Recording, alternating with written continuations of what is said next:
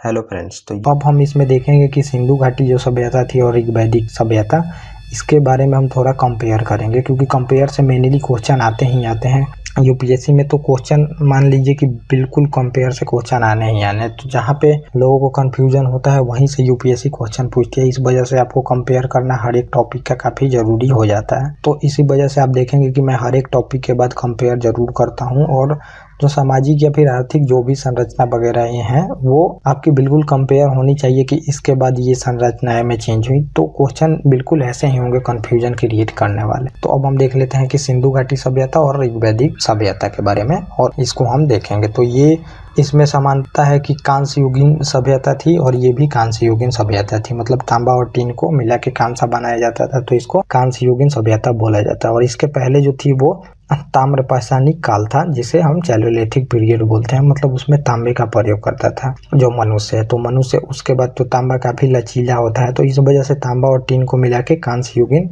मतलब कांसा बनाया गया, तो इसको कांस्य युगीन सभ्यता बोला गया। और जो ये कांसा होता है तो ये तांबा से कठोर होता है, तो ये हुआ। और इसके बाद जो हुआ लौह युगीन सभ्यता हो जाएगी। उत्तर वैदिक काल को हम लौह युगीन सभ्यता बोलते हैं। तो ऋग वैदिक काल तो थी कांस्य युगीन, लेकिन जब उत्तर वैदिक काल होगी तो वो लौह युग हो जाती है। तो वो भी आप ध्यान में रखिएगा उसको भी। और काल जो थी वो 2300 से 1700 ईसा पूर्व थी। तो अभी आप जो अगर जोड़ेंगे 2000 ईसा पूर्व, तो अभी आप लगभग 4500 से 5000 साल मान सकते हैं इसके काल को। और ये थी 1500 से 1000 ईस्वी पूर्व। और इसके बाद 1000 से 6 तक उत्तर वैदिक काल थी। तो उत्तर वैदिक काल भी मैं आपको बता दे रहा हूँ इसी में भी। तो ये करीब आज मानिएगा 2000 साल और उस समय 15 साल, तो इसको जब ऐड करिएगा तो ये करीब 3500 साल पहले लगभग ये सभ्यता थी, ऋग वैदिक सभ्यता। और अगला हम देख लेते हैं कि सभ्यता ये नगरीय थी सिंधु घाटी सभ्यता, और ये थी ग्रामीण सभ्यता। तो उत्तर वैदिक काल भी ग्रामीण सभ्यता ही थी। तो ये नगरों के विशेषता के कारण ही सिंधु घाटी सभ्यता का इतना नाम या फिर इतनी महत्वता दी जाती है, क्योंकि उस टाइम उतने तम नगर वगैरह थे कि आज भी इतिहासकारों को आश्चर्य होता है कि इतनी मतलब विकसित सभ्यता उस टाइम में थी, आज से 5000 साल पहले। और जो ऋग वैदिक काल था तो ये ग्रामीण सभ्यता थी। तो इसमें एक ये भी डिलेमा दिखता है कि पहले नगरीय सभ्यता आई, बाद में ग्रामीण सभ्यता आई, क्योंकि आप मोस्टली देखेंगे कि पहले गांव से धीरे धीरे शहर में इंटीग्रेशन होता है या फिर चेंज होता है, वो सब चीज़ें। लेकिन यहाँ पे उल्टी दिखती है यहाँ पे चीज़ें। और यहाँ पे देख लेते हैं सिंधु घाटी सभ्यता के लोग लोहे से अपरिचित थे और उत्तर वैदिक कालीन लोग लोहे से परिचित थे। तो ऋग वैदिक काल में तो लोग परिचित नहीं थे, लेकिन उत्तर वैदिक काल में लोग यहाँ पे लोहे से परिचित थे। लेकिन सिंधु घाटी के सभ्यता के लोग लोहे से परिचित नहीं थे।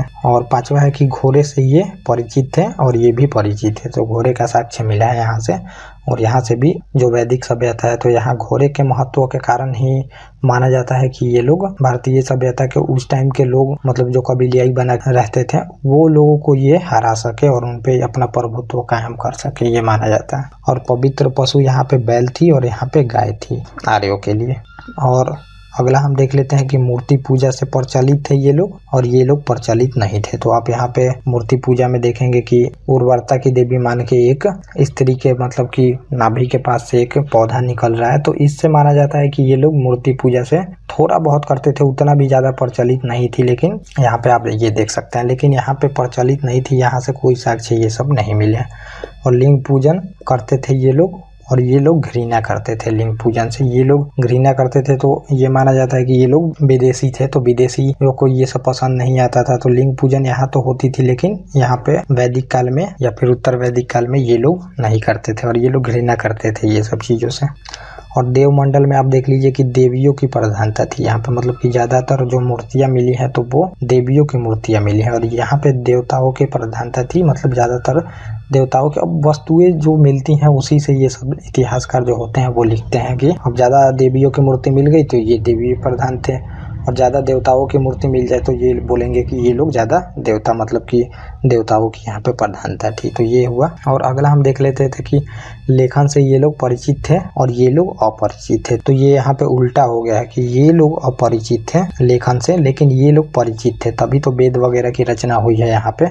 तो ये आप समझ सकते हैं कि लेखन से ये लोग परिचित थे, लेकिन ये लोग लेखन से परिचित नहीं थे। तो ये चित्र वगैरह बना के अपनी बातों को कहते थे, या फिर जो लिपियाँ या फिर जो ताम्र पत्र पे जो चीज़ें लिखी गई हैं तो ये फोटो वोटो बनाते थे लोग। और अगला हम देख लेते हैं कि रक्षा उपकरण अपरिष्कृत एवं अल्प संख्या में। तो ज़्यादातर रक्षा उपकरण यहाँ से नहीं मिले हैं, मतलब कि ये लोग शांति प्रिय थे। इससे ये पता चलता है कि बहुत सारी तलवार वगैरह तो यहाँ पे कुछ ये सब चीज़ें मिली ही नहीं है यहाँ पे। और परिष्कृत एवं बहुलता में प्राप्त हुए, तो यहाँ पे बहुत ज़्यादा अधिक मात्रा में, क्योंकि कबीलियाई लोग खुद में लड़ते थे, ये सब गाय वगैरह को लेकर बहुत सारी युद्ध वगैरह होती थी, तो यहाँ से ये पता चलता है। और अगला हम देख लेते हैं कि राजसत्ता गणतंत्रात्मक थी, रिपब्लिक जिसे आप बोलते हैं होने का अनुमान लगाया जाता है, मतलब कि बिल्कुल कंफर्म नहीं है लेकिन यहाँ पे अनुमान लगाया जाता है। और यहाँ पे तो आप जानते ही हैं कि राजतंत्रात्मक थी, मतलब कि डिक्टेटरशिप यहाँ पे थी, मतलब कि राजा का बेटा ही राजा होगा, ये चीज़ें यहाँ पे प्रचलित थी। लेकिन यहाँ पे माना जाता है कि रिपब्लिक थी तो लोगों का चुनाव वगैरह होता था। और यहाँ पे कि सिक्कों से अपरिचित थे ये लोग, और ये लोग भी अपरिचित थे, तो सिक्कों वगैरह के साक्ष्य यहाँ से नहीं मिले हैं। तो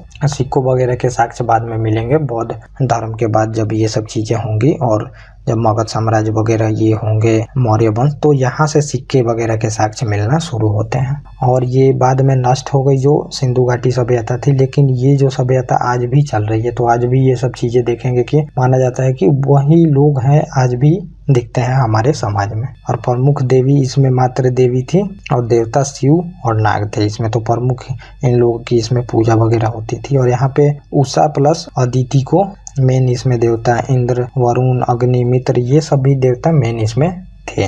तो ये कुछ कंपेयर था जो मैंने किया ऋग्वैदिक काल और उत्तर वैदिक काल भी इसमें मैंने कंपेयर कर दिया, और सिंधु घाटी सभ्यता के बारे में भी। तो ये यहाँ पे आपने देख लिया। तो ये हमारा वैदिक काल का टॉपिक कंप्लीट होता है। और